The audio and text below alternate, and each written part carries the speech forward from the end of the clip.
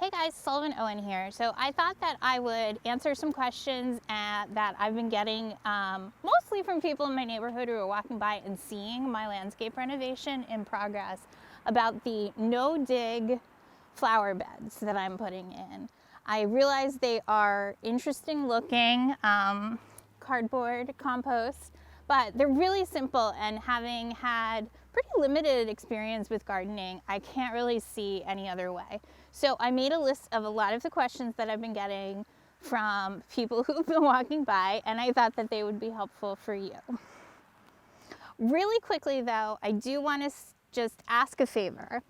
I do not make any money from these YouTube videos. I have a younger channel, it's less than a year old, and my business, which is Sullivan Owen Floral and Event Design, is probably going to look vastly different for the next year to 18 months. So I'm not making any money from these videos, but if I get more people to subscribe and more people to watch and share my videos, I can start to earn a small income. So at no cost to you, if you would subscribe to my channel, start liking and sharing my videos, it would get me a little bit closer to making a small income from these videos that I work really hard on.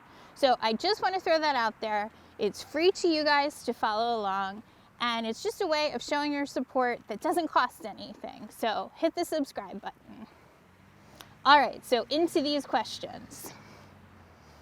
So the first thing is, what is this called? And I've seen it called a lot of things, lasagna gardening, but I think of it as no dig, and by no means am I the inventor of this process. I actually don't know if there's anyone that can take complete credit for it, but I would say that of the educators that are out there, Charles Dowding out of the UK, who is primarily a produce grower, has made a ton of informative content about the various experiences he's had with no-dig gardening. I found no-dig gardening after exhausting myself trying to till up the ancient compacted beds that were at my house when our landscape had been kind of neglected by us for a few years and by the previous owners who had become elderly and weren't really able to take care of it.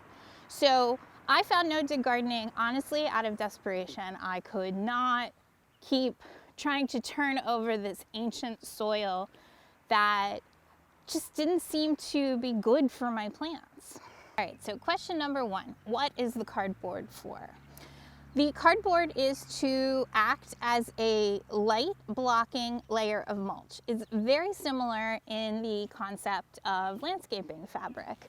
It lets water and fertilizer or nutrients through the cardboard into the soil underneath, but it deprives the weeds and things that may be growing underneath it from light, which means that if they do break through, they're weaker and eventually they are exhausted. So it is really suppressing the weeds in a more natural way than using a landscape fabric. There's nothing wrong per se with landscape fabrics. It's just that having had a limited experience, like I did try it in one of my beds, I like to move things around, and you have to cut new holes in the fabric every time you move something. After I covered the fabric with mulch, weeds just started growing on top of it anyway. So the idea is that the cardboard is there to prevent the light from reaching the weeds or grass or things that might be growing underneath it. The layer of compost helps kind of feed and condition the first few layers of soil, and the worms really go crazy for the cardboard. So it's really exciting to see it help kind of contribute to the ecosystems that's happening in soil. What kind of cardboard can you use? I'm glad you asked. All right, so you're going to use cardboard. It can have printing on it. You just want to make sure you're removing any plastic tape and, as much as possible, those adhesive labels. So the only kind of cardboard, most cardboards that are printed these days are printed with like soy-based inks. So I don't think you have to go totally crazy in terms of not using things that have a ton of print on them. For example, we have a lot of pets. We get a lot of boxes from Chewy They specifically state on there that they're printed using a soy ink. So while it's not my first choice to use something that has like a lot of ink coverage on it, I don't think we're running like a risk of putting too much ink into the soil. You know, the worms are really doing a good job to biodegrade it.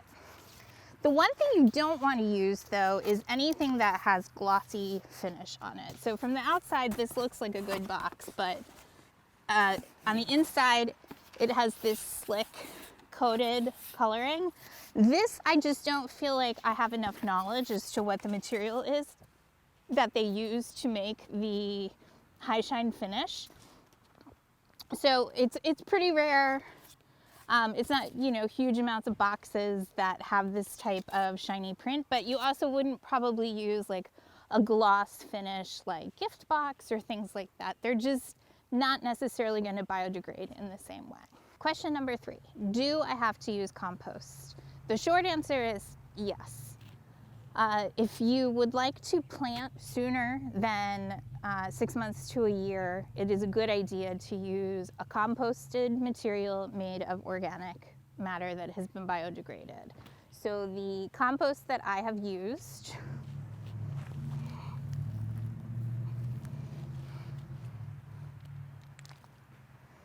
is a really nice, rich, composted black product that is from a distributor out of a county about an hour away from me.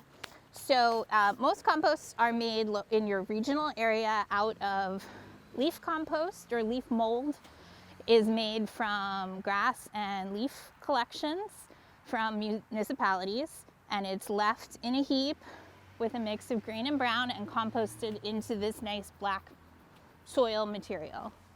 Then the other compost that I'm using is mushroom compost, which is unique to specific areas where there's mushroom growing.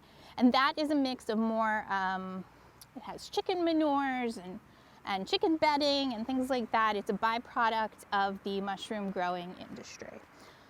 There may be lobster and crab industry compost in regions that are close to the shores. So there's just, you're gonna find, I would call your local garden center or some of your local soil providers just to see what you can track down, what compost. Almost every region, at least in the States, has a leaf compost material. So you wanna use a well composted organic material because you don't want to have to wait forever for things to break down. If you have all the time in the world and you're not looking to plant right away, you could use inexpensive hardwood mulch. You could use triple shredded mulch. You could use the even cheaper, not as shredded mulch, but you're gonna need to leave it sitting out on top of the cardboard for around a year to really let the soil organisms do their work and break it down for you. So the short answer to that is yes, use compost, but you're gonna need to decide what you can do. I would say the biggest investment in this style of gardening is not in power tools or weed prevention or anything. It's how much compost can you afford to put down on your beds from the first day. I opted not to buy some of the bigger shrubs and trees that I would have liked to have bought this season to start anchoring and like making our beds feel a little more private and intimate. You can see I'm very, very exposed. We don't get the new fence still for a few more weeks, but the compost was really the way to go. It's feeding the soil, and it's kind of amazing that even in just 2 weeks, the beds that I've gotten done, like how happy the plants are. Which brings me to question number 4. When can I plant? I can plant immediately if you are using a material that is pretty well broken down. If you're using one of the chunkier mulches, you're gonna wanna let it sit and biodegrade. But I am able to start putting plants into these almost instantly. The beds, I have been letting things sit a week to 2 weeks just because I have created so many new flower beds. I'm not in a rush to plant, but basically if you're using the right amount of, a good, thick, light preventing layer of cardboard and compost, You can plant most seedlings and annuals in that first layer, and as the cardboard biodegrades, you don't have to worry about the cardboard preventing the plant from growing in a healthy way. I actually just planted some bare root roses, which necessitated that I dig deeper. And some of the beds that I dug the holes in, the worms were, when I dug in and made a little cut with the shovel to kind of flip up the piece of cardboard, which was like nice and damp and already starting to, you know, look like worm food, there were so many earthworms underneath it. It was just like the coolest thing. I've never felt like we had dead soil, but I was worried that when we stripped everything away, that we weren't going to be left with really great soil. And so it's so nice to see like so many earthworms coming back. Because I was actually investigating if I needed to buy a bunch of earthworms to throw into the beds, and I may still do that, but I don't know if we need the help. They seem to be doing quite well, and they're very happy with the cardboard that they have to eat. Okay, question number 5. Don't you need to till the soil? I'm gonna go with no. Now, there's a lot of things in gardening that are based on your own experience. So I find there are very few things that can be classified as a right or wrong answer. So I will just say that what's right for me is not tilling. There is a classic line, I think, from the wonderful drag queen Jinx Monsoon when talked about teasing a wig. She said, well, I tried to tease it and I just pissed it off. And that is how I feel about tilling. I feel like you just piss off the weeds. They suddenly come back with a vengeance. You are like digging up all of these like little tiny roots and things that are sort of buried under the compressed, compacted soil.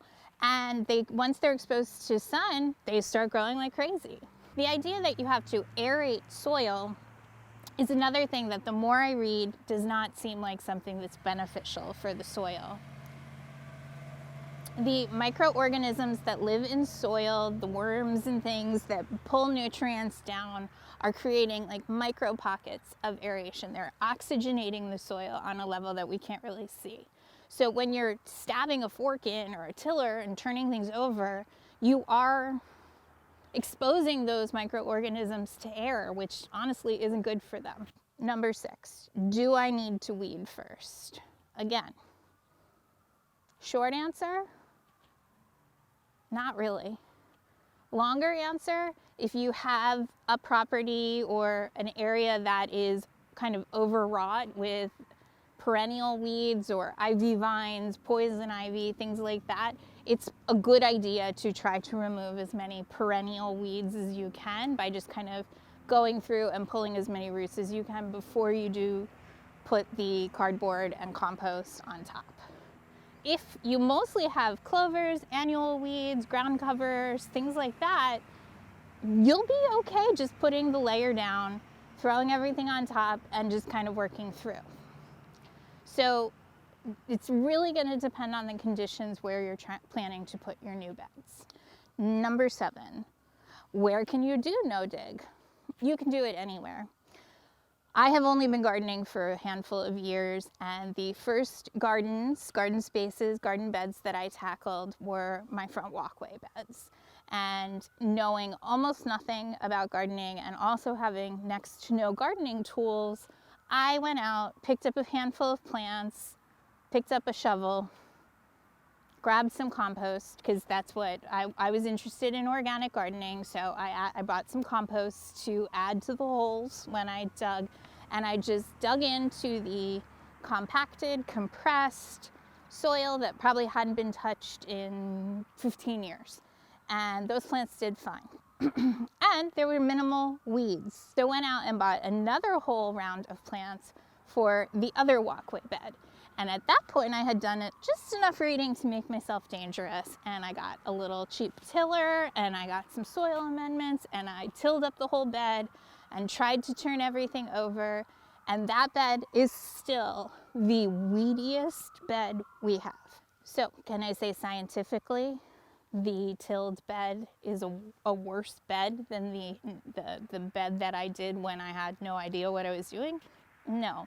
But this is where gardening opinions come from. You try different things, and when you find something that works for you, you carry on with that. That's what becomes right for you. So I'm not going to tell you that this is the way that you have to do your beds.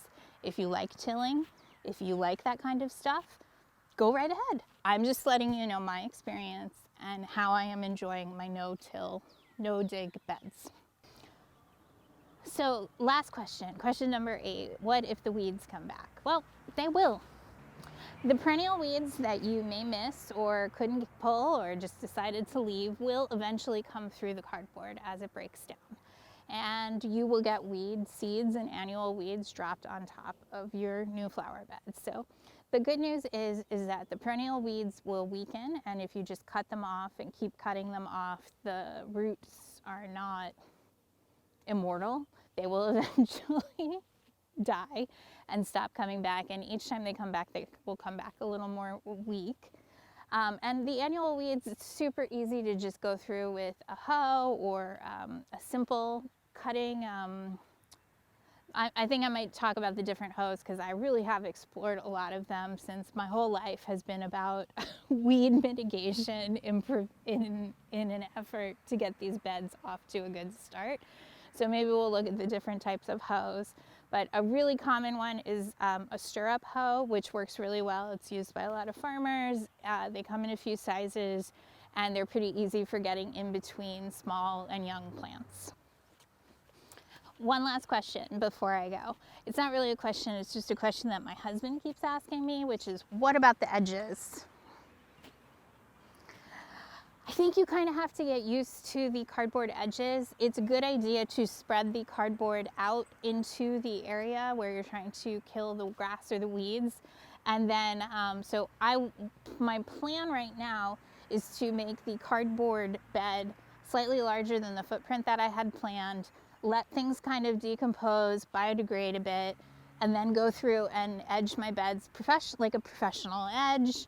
So that's my plan. I am going to try to spread the compost within the ideal footprint, but let that cardboard that's overhanging the outline of the bed and let that decompose, and then come back through and clean up my edges and add grass seed so that we can have nice edges. So we just kind of have to live with the ratty edges of the cardboard for a little while, but I think it's worth it. If you did compost and cardboard right up to the edge of the outline, you would most likely have grass encroaching. So by kind of leaving an overhang, it gives me an opportunity to kind of let any weeds that are right at the edge of the bed die out, and then I can come through, clean it up, add some grass seed, water everything in, and we'll have nice looking edges in 6 to 12 months. So patience. Nothing in gardening seems to be instant gratification. Personally, I feel so confident in my choice to do this, and really happy that I chose to make the investment in the quantities of compost that I did, instead of opting to spend this year's plant budget on a bunch of really large trees. You know, there's that saying you hear a lot, you want to dig a $100 hole for a $10 plant. I personally feel like what I'm doing is building, a $100 flower bed for my future investment in all my plants. I have some really lovely and special peonies and roses and things like that. And while they would probably grow in any conditioned soil that I put them in, I feel like by making the choice to build my flower beds sort of from scratch this way, I'm giving them a better start. So I hope that answered any questions you guys might have had about no-dig gardening or compost and cardboard flower beds. You can check out the garden renovation series by clicking on this playlist. And if you'd like to support my content, which I make for free and put out for free, you can do so by subscribing, watching a video, liking, sharing, and just kind of helping me spread the word about my channel. It's kind of the only thing I've got going on right now during COVID, so I certainly appreciate the support, and I will see you guys soon.